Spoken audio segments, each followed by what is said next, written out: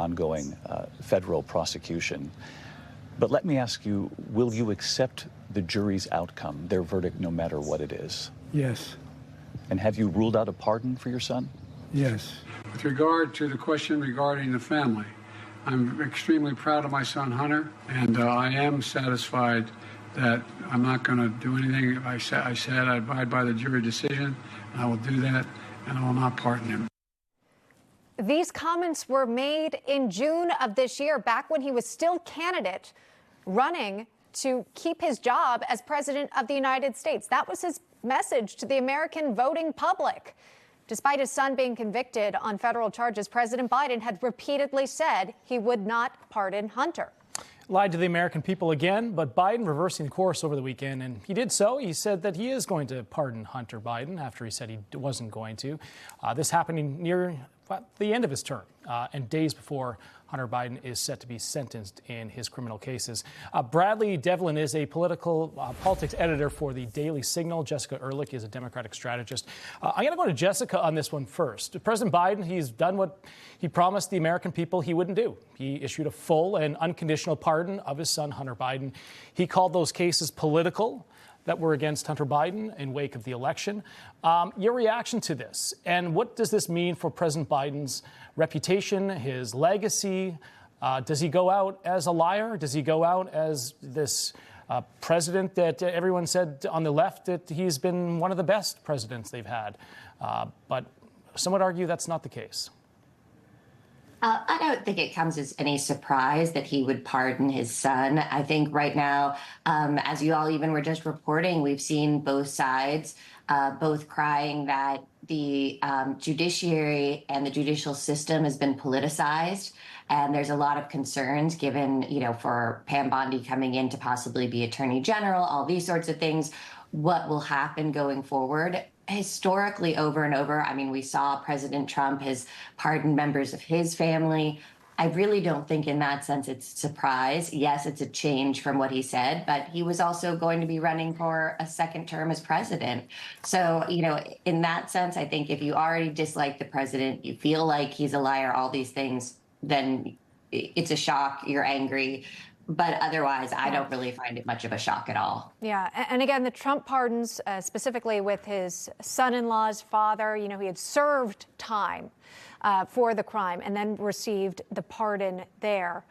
And, Bradley, again, this is different because we've heard from Democrats time and time again the idea that Trump is a liar. He's a threat to the rules of democracy. He's trying to be above the law. In fact, Joe Biden had tweeted out, no one is above the law. And now we're seeing when it comes to his son, he's making an exception here. Just your thoughts on the decision to pardon Hunter Biden.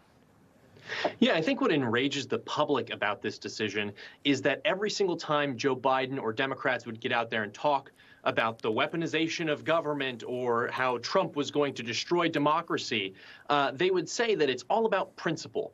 But in reality, what this reveals to us is that this is just another politically convenient decision by the Democratic Party and by Joe Biden, right? It was never about the principles. It was never about getting the adults back in the room. It was never about maintaining a lofty moral high ground. It was always about getting reelected as president and maintaining power. And that's what enrages the public about this decision. Now, I will say, thank you, Joe Biden, for pardoning your son. You just made it a lot easier for Republicans in Congress and the DOJ, Trump's second-term DOJ, to really dive into what you and your son were doing, because they're not going to get bogged down in the sticky situation of, do we go after a former president's son, etc. They can just expose all of the information that was there and say the pardon covers this action, but Joe Biden should have never pardoned his son in the first place. And this is all a consequence of Democrats making their bed, and now they have to lie in it, because without the coup against President Joe Biden, they probably wouldn't be dealing with this crisis. And Jessica, I want to get your reaction to this, because Colorado Democratic Governor Jared Polis, he was outspoken about this decision here from President Biden to pardon his son. He says that, well, as a father, I certainly understand President Joe Biden's natural desire to help his son by pardoning him. I'm disappointed that he put his family ahead of his country. This is a bad precedent that could be abused by later presidents and will sadly tarnish his reputation. But getting to the point there about putting his family ahead of the country, do you feel that way? I think what's more interesting on a larger level is that on both sides, I think President Biden now, given everything that happened to him, and as you mentioned, the coup, has a large distrust not only for his party, but in general, more of the system and the political system than he had, I think, over the last 50 years. I find that really sad. And I think President Trump has said the same thing about what has happened to him. And that's one of the reasons he was elected. I think for both sides, they're saying the same thing. And if you're really looking at this from a political science aspect and what's going on in this country, there is a distrust. I think we're seeing that, across the board, given some of President Trump's cabinet selections, of what is happening in the government and is this system actually rigged even for people in power. It's what President Trump has been saying. It's what resonates with voters. And it's also now what President Biden is saying. I think that's a larger issue that as a nation we have to address.